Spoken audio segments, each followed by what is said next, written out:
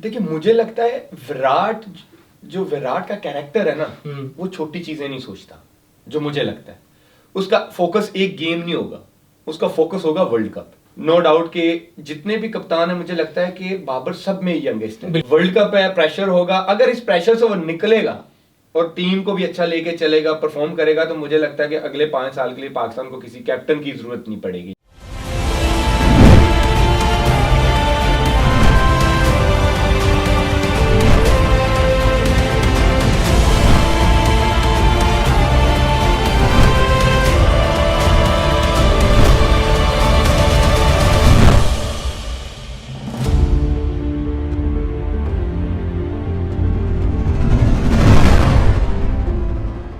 अस्सलामुअलैकुम दोस्तों, खुशामदीद कहते हैं आपको star fast bowler Mohammad Amir के ऑफिशियल प्लेटफॉर्म पर, जहां से आप वर्ल्ड कप में उनकी ट्रांसमिशन देख सकते हैं, इन स्विंग विद आमिर। और आज हमारे साथ मौजूद हैं जिनका ये चैनल है, उनसे हम बात करेंगे पाकिस्तान और इंडिया के मैच के हवाले से। अस्सलामुअलैकुम आमिर। वालेकुम। सबसे पहले तो आपको वेलकम करते हैं इन स्विंग विद आमिर, और वर्ल्ड कप में थ्रू आउट आप अपने फैंस के साथ रहेंगे और आप जिस तरीके से बात करेंगे अपने प्लेटफॉर्म पे, सो थोड़ा सा इस हवाले से ज़रूर बताइएगा, लोग जानना चाहेंगे। देखिए मेरे ख्याल में, क्योंकि मैं अभी जब से वर्ल्ड कप पास आया, तो मैं जब सोशल मीडिया पे देख रहा था तो काफ़ी फैंस वगैरह जो हैं वो रिक्वेस्ट कर रहे थे कि हम आपके साथ इन कॉन्टैक्ट्स कैसे रहें। तो ये आई थिंक सबसे बेस्ट प्लेटफॉर्म होता है कि आप अपने फैंस के साथ डिस्कस कर सको, क्योंकि बहुत सारे क्वेश्चंस होते हैं। इवन आप देख रहे होंगे कि इतने मैसेजेस आ रहे हैं कि we are missing you in the world cup. तो I think that was the best platform कि मैं उनसे बात कर सकूं और उनको डिस्कस भी कर सके, क्रिकेट के बारे में बता भी सकें। Through out the world cup हम बात तो करेंगे ही आमिर, लेकिन बड़े मैच से हम अपने प्रोग्राम का आगाज कर रहे हैं। पाक भारत टाकरा, जिसका आप खुद भी हिस्सा रह चुके हैं और आपने भी बड़े हाई प्रेशर मैचेस खेले हैं इंडिया के अगेंस्ट। सो क्या माहौल होता है, क्या एटमॉस्फेयर होता है अगर मैं पाकिस्तान कैंप की बात करूं जब इंडिया के अगेंस्ट इतना बड़ा मैच होता है? यार सबसे पहले पता ये होता क्या है कि एक तो ये जो मीडिया की हाइप होती है ना, और ये जो सोशल मीडिया और ये वो टीवियों पे जो है टाकराज and stuff, but as a player अगर आप मेरे से पूछें तो मैच से पहले होता है प्रेशर, नो डाउट। कोई कहे कि प्रेशर नहीं होता, ये सिर्फ किताबी बातें हैं कि कोई प्रेशर नहीं है। प्रेशर होता कौन सा वाला प्रेशर, जो बटरफ्लाई होते हैं ना पेट में, के बस कौन सा टाइम है और वो टाइम कब से आए कि वो मैच शुरू हो, क्योंकि वो परफॉर्मेंस का होता है। इन अ सेंस कि वो डर वाला प्रेशर नहीं होता, क्योंकि डरो तो फिर तो मैच खेलने का दिल नहीं करता, वरना ऐसी स्टेज तो हर प्लेयर चाह रहा होता है कि मैं खेलूं। प्रेशर अच्छे वाला प्रेशर होता है, जो मैं हमेशा से बिलीव करता हूं कि मैं प्रेशर को एंजॉय करता हूं। मेरे लिए तो ये होता है, आपकी परफॉर्मेंस से ये चीज नजर भी आई है हमें। तो मैं प्रेशर को एंजॉय करता हूं। मुझे तो मजा आता है कि ऐसा कोई मैच आए, ऐसी टीम आए कि जिसके साथ, क्योंकि आपकी वैल्यू इसी से बनती है। डेफिनेटली प्रेशर होता है, लेकिन हमारे माइंड में एज अ प्लेयर ये भी होता है कि अगर हम ये जीतेंगे तो उसके बाद उसकी जो वैल्यू है वो हमेशा याद रखी जाती है। अच्छा आमिर, जिस तरीके से आप दोनों स्क्वाड्स देख रहे हैं, पाकिस्तान के स्क्वाड में रिसेंटली चेंजेस भी हुई, 4 प्लेयर्स का इंक्लूजन भी हुआ, फिर इंडिया का अगर स्क्वाड देखें, एक चेंज उन्होंने भी किया कंडीशंस को देखते हुए, उन्होंने भी एक फास्ट बॉलिंग ऑलराउंडर को टीम में इंक्लूड किया, शार्दुल ठाकुर को। तो दोनों स्क्वाड्स का कंपैरिजन अगर आप देखें तो आपको कैसा लगता है? देखिए अगर बैटिंग देखें तो they are very strong side, right. लेकिन शेब भाई और हफीज भाई के कॉम्बिनेशन से, और अभी जो हमने फखर देखा है वो अच्छी टच में है, तो अब मुझे बैटिंग पे भी एक अच्छा सा ट्रस्ट हो गया। अब लोग भी उस चीज को जो है ना काउंट करना शुरू हो गए कि हमारी बैटिंग बैलेंस्ड हो गया, क्योंकि बाबर और क्या कहते हैं Rizwan, they were performing well, but middle order में प्रॉब्लम हो रही थी। किसी ने रन नहीं किया इस साल मिडिल ऑर्डर की। हम बात करें अगर शाहजेब भाई, मैं बताऊं ऑनेस्टली, शायद किसी को बुरा भी लगे, ये किसी ने टीम सेटल्ड होने ही नहीं दी। बिल्कुल, आप ये देखें हर सीरीज में 5 से 10 तो लड़के चेंज होते थे, मिडिल ऑर्डर आपका पूरा चेंज हो जाता था। इवन आप दूर तो जा ही नहीं, वर्ल्ड कप से पहले मिडिल ऑर्डर आपका कुछ और था। अब जब पिछले 2 साल में 35 खिलाड़ी पाकिस्तान ने आजमाए हैं, और जब वर्ल्ड कप का स्क्वाड अनाउंस हुआ तो आपका मिडिल ऑर्डर 3 लड़के कुछ और थे, आजम, शोएब और खुशदिल शाह। फखर वाज नॉट देयर, राइट। तो आपने तो मिडिल ऑर्डर सेटल होने ही नहीं दिया, तो आप कैसे कह सकते हो कि हफीज ने परफॉर्म नहीं किया या शेब भाई ने परफॉर्म नहीं किया? आप कुछ प्लेयरों को एक सर्टेन अमाउंट जो है उनको फ्रीडम देते हो कि जाने दो इसको 2-3 सीरीज, कोई बात नहीं अगर नहीं भी हुआ। लेकिन आपने जैसे बोला कि हमारा हर सीरीज में लड़के चेंज होते थे, 35 लड़के 2 सालों में, मुझे नहीं लगता कहीं होता होगा, मुझे तो नहीं लगता। मैंने पहली दफा सुना है कि 1.5-2 साल में 35 लड़के चेंज हुए। तो आप यहां से देखें ना कि फिर मिडिल ऑर्डर सेटल्ड कैसे होगा आपके। ठीक है वो 2 लड़के तो ऊपर परफॉर्म कर रहे हैं, लेकिन फिर जब बीच में कभी हैदर सीरीज खेल रहा है, कभी हफीज भाई खेल रहे हैं, कभी शोएब मकसूद खेल रहा है, कभी खुशदिल शाह खेल रहा है, तो फिर परफॉर्मेंसेस भी ऐसे आती हैं।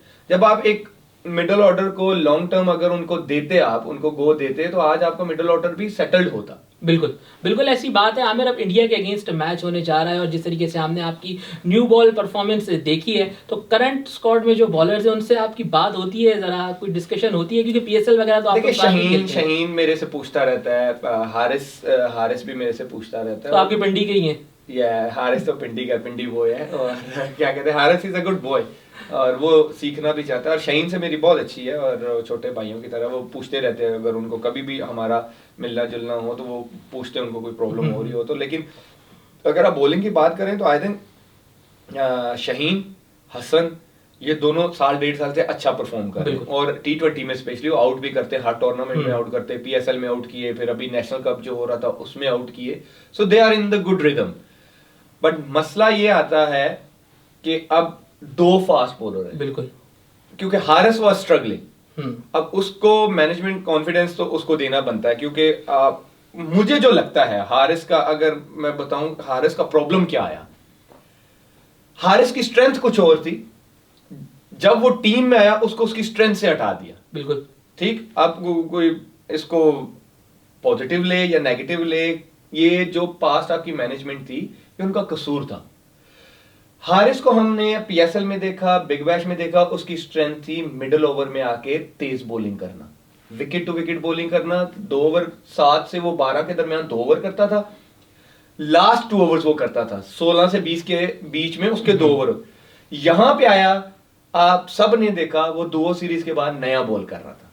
बिल्कुल ऐसे ही है, ऐसे ही है, ऐसे ही है। तो फिर जब आप प्लेयर को सेटल्ड ही नहीं होने देंगे तो उसकी परफॉर्मेंस दिन ब दिन पीछे ही जाएगी, क्योंकि आपने उस प्लेयर को दूसरी ही सीरीज में उसकी स्ट्रेंथ से हटा दिया। क्या इसकी वजह ये भी तो नहीं है कि रेड बॉल में भी उनको ले आया, रेड बॉल स्क्वाड में भी वो पाकिस्तान के साथ ट्रैवल किए?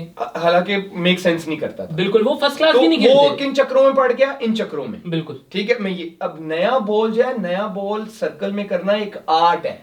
ठीक, अब जो हारिस की स्ट्रेंथ है वो मेरी स्ट्रेंथ नहीं हो सकती कि मैं मिडिल ओवर में आके 150 करूं, वो मेरी स्ट्रेंथ नहीं है। बिल्कुल, मोहम्मद आमिर की स्ट्रेंथ है, पावर प्ले का बॉलर है, नया बॉलर है, स्विंग करेगा, आउट करके देगा। बिल्कुल।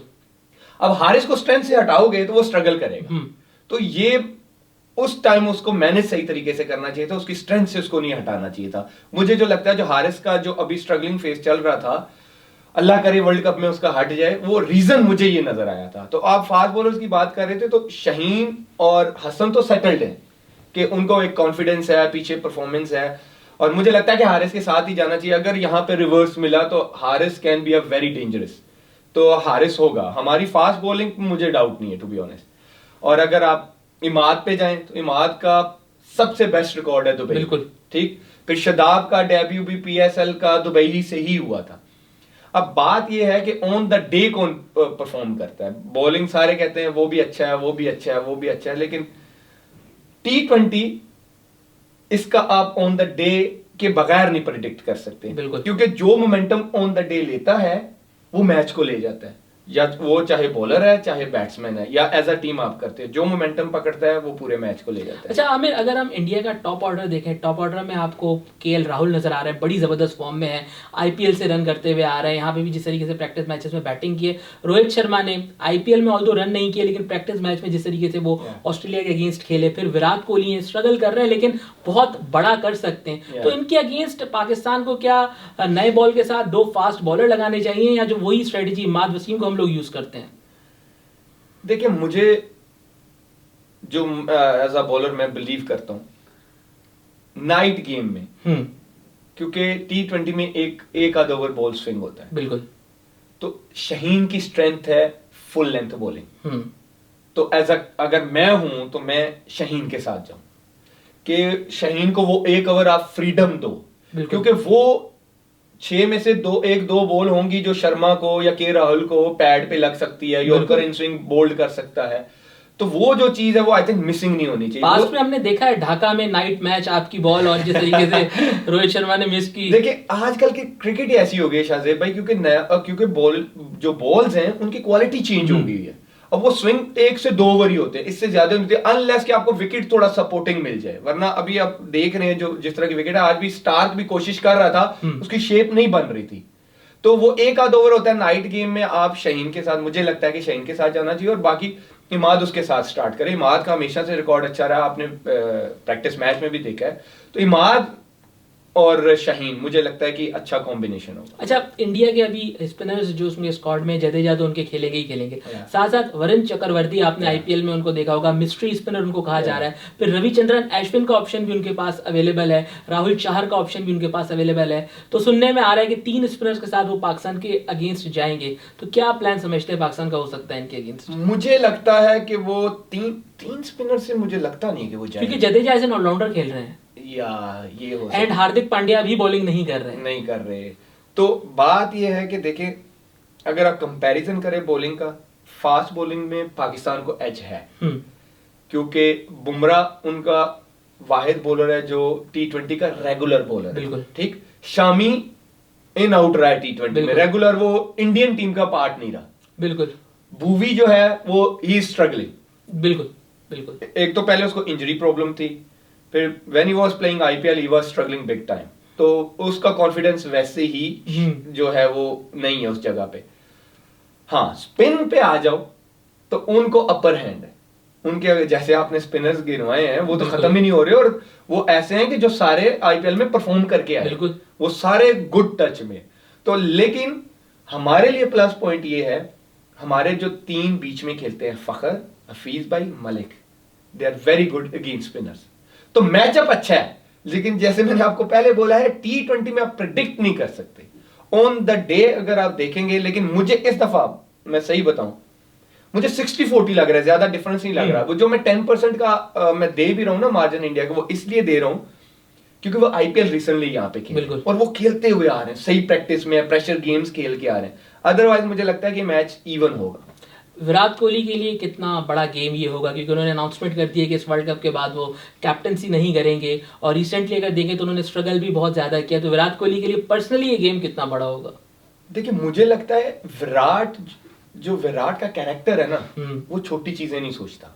जो मुझे लगता है उसका फोकस एक गेम नहीं होगा, उसका फोकस होगा वर्ल्ड कप, क्योंकि he wants to finish on the high note.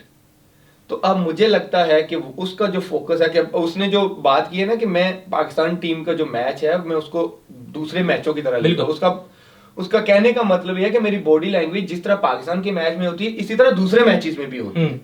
तो उसका माइंडसेट कुछ और है, वो कुछ बड़ा अचीव करना चाहता है जाते जाते। वो हर बंदे का होता है कि यार मेरी कप्तानी में मैं अपने कंट्री को कुछ ना कुछ दे के जाऊं, डेफिनेटली। लेकिन आप ये भी बात ना भूलें कि विराट कोहली का एक ऐसा कैरेक्टर है जो ऑलवेज प्रेशर में परफॉर्म करता है। तो मुझे लगता है कि वो जहां प्रेशर आता है वो अच्छा परफॉर्म करता है। तो उसके लिए बड़ा मैच तो होगा, लेकिन उसका टारगेट मुझे जो लगता है कुछ और है कि मैं वर्ल्ड कप जीतूं। अच्छा आमिर, बाबर आजम की अगर हम बात करें, आपने बड़ी क्रिकेट खेली है, कराची किंग्स में भी साथ खेलते हैं, बाबर के लिए कितना बड़ा लर्निंग एक्सपीरियंस हो सकता है ओवरऑल ये वर्ल्ड T20? बहुत बड़ा होगा, बहुत ही बड़ा होगा। ये वो कहते हैं ना मेक एंड ब्रेक वाला सिस्टम होगा। अगर तो वो इस वर्ल्ड कप में अच्छा कर जाता है, उसकी टीम अच्छा करती है, तो आई थिंक उसके करियर के लिए बहुत अच्छा हो जाएगा। और उसका लर्निंग प्रोसेस देखें, every day you learn. Cricket में तो ऐसे ही है कि you learn every day. World cup है, प्रेशर होगा, अगर इस प्रेशर से वो निकलेगा और टीम को भी अच्छा लेके चलेगा, परफॉर्म करेगा, तो मुझे लगता है कि अगले 5 साल के लिए पाकिस्तान को किसी कैप्टन की जरूरत नहीं पड़ेगी, जो मुझे लगता है, क्योंकि ये बहुत बड़ा स्टेज है वर्ल्ड कप में। नो डाउट के जितने भी कप्तान है, मुझे लगता है कि बाबर सब में यंगेस्ट है। बिल्कुल राइट। या शना का जो है श्रीलंका के, उसका भी इतना, लेकिन वो बाबर से पहले ही कप्तानी करता आ रहा है। तो बाबर के लिए तो नो डाउट लर्निंग प्रोसेस है। लेकिन बाबर को एक प्लस पॉइंट ये है कि बाबर परफॉर्म करता आ रहा है, तो एक कॉन्फिडेंस, एक परफॉर्मेंस उसके पॉकेट में है, तो उसको उसी के बारे में सोचना चाहिए।